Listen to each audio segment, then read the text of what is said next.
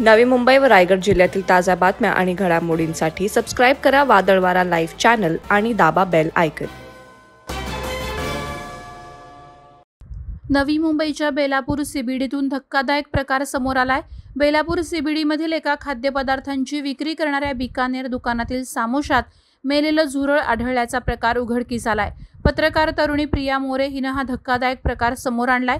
पत्रकार प्रिया मोरेने शुक्रवार दिनांक 1 मार्च रोजी सकाळी बिकानेरच्या दुकानातून सामोसे मागवले होते। प्रियाने सामोसा खाण्यास सुरुवात करत असतानाच त्यात मेलेलं झुरळ आढळलं। लागलीच प्रियाने बिकानेर दुकानात जाऊन संताप व्यक्त केला। सामोशात मेलेला झुरळ असल्याचं मान्य करत बिकानेर दुकानदारांना जाऊ द्या, सोडून द्या म्हणून प्रकरण दाबण्याचा प्रयत्न केला। मात्र प्रियानं या सर्व प्रकरणाचा व्हिडिओ करून लोकांना सावध राहण्याचा इशारा दिला। बेलापूर स्टेशनच्या बाहेर असणाऱ्या बिकानेर स्टॉपमधून मी थोड्या वेळापूर्वी समोसा मागवला होता आणि या समोस्यामध्ये अक्षरशः झुरळ निघालेला आहे।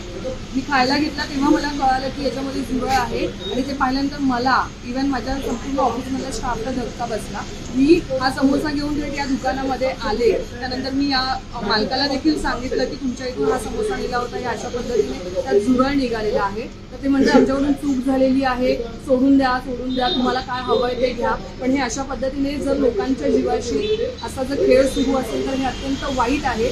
आणि हा जो मुद्दा आहे तो मी रेस केलेला आहे, कारण या ठिकाणावरून आम्ही दरवेळेला खूप सारे समोसे घेऊन जातो, नेहमी नेतो। माझ्या ऑफिसमधला सगळा स्टाफ बड्डेला 40 ते 50 समोसे या ठिकाणावरून मागवत असतं नेहमी। हे आता पहिल्यांदा हे जे आहे ते प्रकरण समोर आलेलं आहे आणि त्यामुळेच मी आता या लोकांचे डोळे उघडण्यासाठी मी या ठिकाणी आलेली आहे।